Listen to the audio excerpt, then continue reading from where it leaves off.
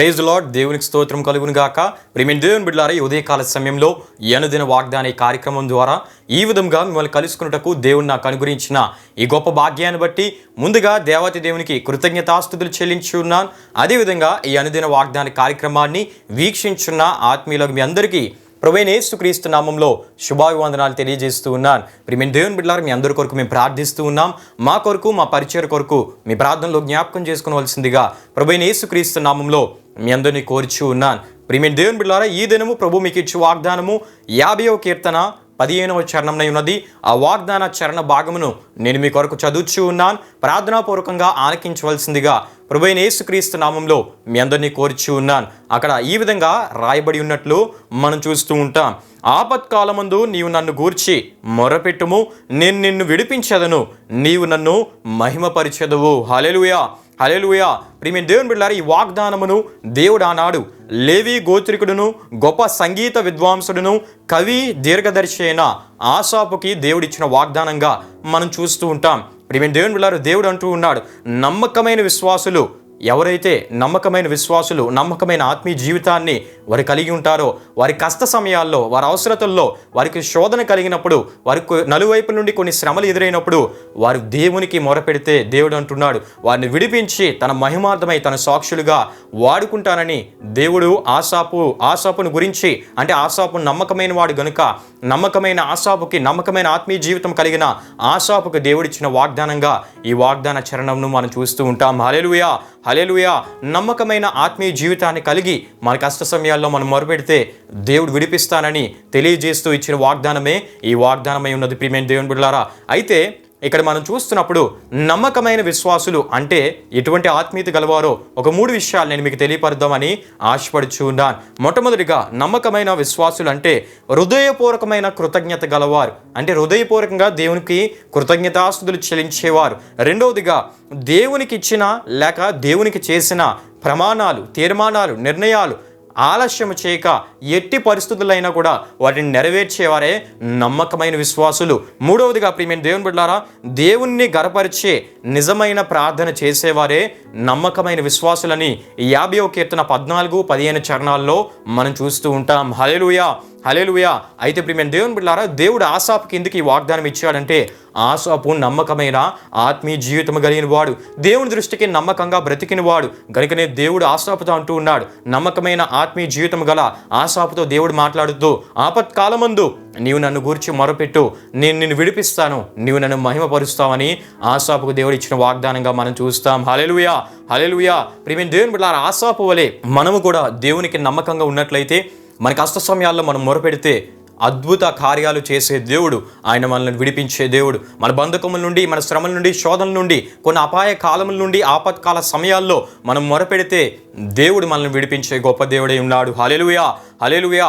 కనుకనే దేవుని వాక్యంలో మనం చూస్తే ప్రియమైన దేవుని బిడ్డలారా, దేవునికి నమ్మకంగా బ్రతికిన యోధారాజైన యెహోషాపాతు కాలంలో యోధారాజైన యెహోషాపాతుకి అదేవిధంగా యోధా ప్రజలకి ఆపత్కాల సమయము ఏర్పడింది. ప్రియమైన దేవుని బిడ్డలారా, నలువైపుల నుండి శత్రువులు వారి మీదకి వచ్చినప్పుడు, అంటే యెహోషాపాతు యోధా ప్రజల మీదకి వచ్చినప్పుడు, యెహోషాపాతు అదేవిధంగా యోధా ప్రజలందరూ కూడా ఆపత్కాల సమయంలో దేవునికి మొరపెట్టినప్పుడు దేవుడు తిరుగులేని విజయాన్ని శత్రువులపై యెహోషాపాతుకి అదేవిధంగా యోధా ప్రజలకు దేవుడిచ్చినట్లు దినవృత్తాంతముల 2వ గ్రంథం 20వ అధ్యాయం 1-30 వరకు రాయబడిన వాక్య వచనాల్లో మనం చూస్తూ ఉంటాం. హల్లెలూయా, హల్లెలూయా.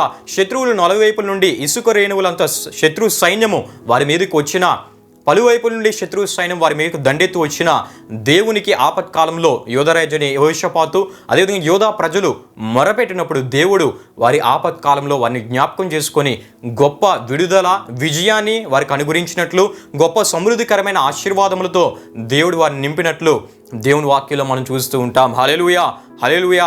ప్రియమైన దేవుని బిడ్డలారా, అదేవిధంగా యోధారాజైన హిజ్కియా కాలంలో కూడా మనం చూస్తే యోధారాజైన హిజ్కియా కాలంలో అష్షూరు బలమైన సామ్రాజ్యంగా మనం చూస్తాం. అటువంటి బలమైన సామ్రాజ్యమైన అష్షూరు రాజైన సన్హెరీబు తన సైన్యముతో యోధా ప్రజల మీదకి హిజ్కియా మీదకి వచ్చినప్పుడు యోధారాజైన హిజ్కియా దేవుని సన్నిధికి వెళ్ళి దేవునికి మొరపెట్టినప్పుడు ఆ ఆపత్కాలంలో శత్రువులు వారి మీదకి వస్తున్నప్పుడు ఆ ఆపత్కాలంలో దేవునికి మొరపెట్టినప్పుడు సన్హెరీబు యోధాలోనికి అడుగు పెట్టకుండా తనకు తానుగా వెళ్ళిపెట్టేట్టు దేవుడు చేసి, అదేవిధంగా అశ్షూరు సైన్యంపై దేవుడు తన దూతను పంపించి 185,000 మందిని సంహరించినట్లు దేవుడు చేసినట్లు మనం చూస్తూ ఉంటాం. అదేవిధంగా యోధా ప్రజల మీదకి తన సైన్యంతో వద్దామని, వారిని నాశనం చేద్దామని వచ్చిన సన్హెరీబు తన సొంత కుమారుల చేత హతము చేయబడినట్లు కూడా మనం చూస్తూ ఉంటాం. అంటే సంపూర్ణ విజయాన్ని, ఒక బలమైన విజయాన్ని, గొప్ప విడుదలను ఆ ఆపత్కాలంలో హిజ్కియా మొరపెట్టినప్పుడు దేవుడు అనుగ్రహించినట్లు మనం చూస్తూ ఉంటాం. హల్లెలూయా, హల్లెలూయా. ఈ విషయం రాజుల 2వ గ్రంథం 18, 19 అధ్యాయాల్లో మనం చూస్తూ ఉంటాం.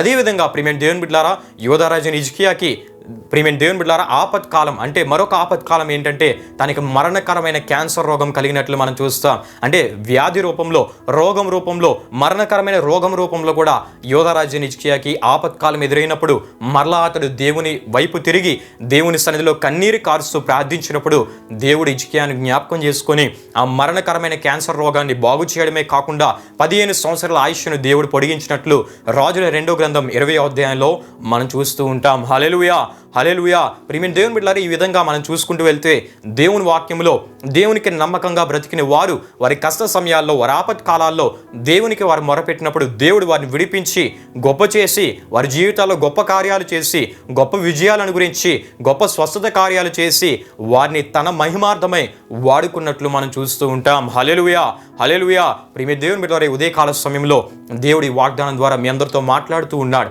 నమ్మకమైన ఆత్మీయ జీవితాన్ని కలిగి ఉన్నట్లయితే ప్రియమైన దేవుని బిడ్డలారా, మన జీవితాల్లో కూడా అనేక సందర్భాల్లో అనేక ఆపత్కాలాలు ఎదురవుతూ ఉంటాయి. కొన్ని సందర్భాల్లో శత్రువుల రూపాల్లో, అంటే మనల్ని బాధపరిచే వారి రూపాల్లో, కొన్ని సందర్భాల్లో కొన్ని రోగముల రూపంలో, కొన్ని అస్వస్థతల రూపాల్లో ఆపత్కాలాలు ఎదురవుతూ ఉంటాయి. కొన్ని ఆర్థిక ఇబ్బందుల రూపాల్లో ఆపత్కాలాలు ఎదురవుతూ ఉంటాయి. కొన్ని మానసిక సమస్యల రూపాల్లో, కుటుంబంలో గలిబిలికరమైన పరిస్థితుల రూపాల్లో కొన్ని ఆపత్కాలాలు ఎదురవుతూ ఉంటాయి. సాతాను శోధనలు, అటువంటి ఆపత్కాలాలు ఎదురవుతూ ఉంటాయి. అయితే ఇటువంటి అన్ని పరిస్థితుల్లో, ఇటువంటి ఆపత్కాలాల్లో మనం మౌనంగా ఉండక, కృంగిపోక, నన్ను ఓదార్చేవారు ఎవరూ లేరు, నన్ను విడిపించేవారు ఎవరు లేరు అని అవిశ్వాసపు మాటలు పలకక దేవుని వైపు చూడగలిగితే, దేవునికి మొరపెట్టగలిగితే, నన్ను నా యేసు ప్రభు విడిపించగలడనే విశ్వాసంతో దేవునికి మొరపెడితే దేవుడు విడిపించే దేవుడు, తన మహిమార్థమై తన సాక్షిగా నిన్ను నిలబెట్టుకొని వాడుకునే దేవుడై ఉన్నాడు. హల్లెలూయా, హల్లెలూయా.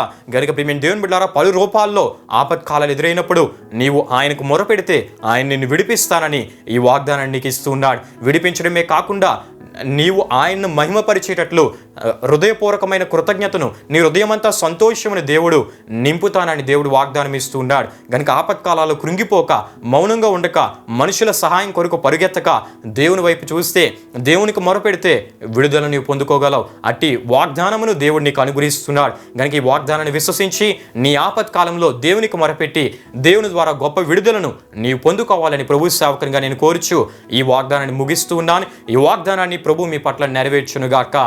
ఆమేన్. ప్రియమైన దేవుని బిడ్డలారా, ఈ వాగ్దాన కార్యక్రమాన్ని ముగింపు ప్రార్థన ద్వారా మనం ముగించుకుందాం, ప్రార్థన చేసుకుందాం. మహిమా స్వరూపైన మా ప్రభువా, జీవాధిపతి అయిన యేసయ్యా, నీ ఘనమైన నామమునకు మహిమ ఘనత ప్రభావములు చెల్లిస్తున్నాం తండ్రి. ఈ ఉదయకాల సమయంలో మీరు మాకు అనుగ్రహించిన ఈ గొప్ప వాగ్దానాన్ని బట్టి నీకు స్తుతులు చెల్లిస్తూ ఉన్నాం.